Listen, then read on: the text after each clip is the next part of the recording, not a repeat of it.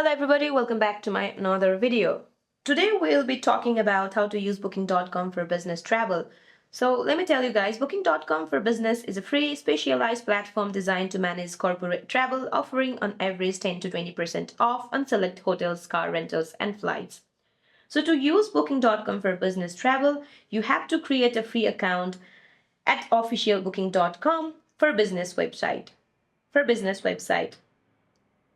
You don't need any contracts or subscription fees to set up your business account.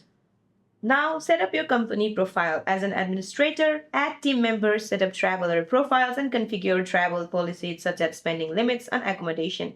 Once you do that and invite your employees, you can add your team to the platform, giving them autonomy to book their own trips while retaining management oversight.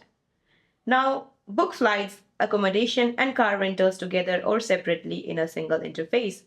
You can also join the Genius loyalty program to get immediate discounts and rewards with benefits increasing based on the number of bookings.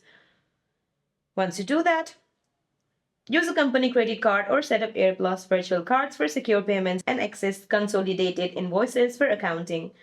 Now use integration with tools like Expensify to automate expense management. So that's it for this video, guys. I hope you like this video. See you in my next one.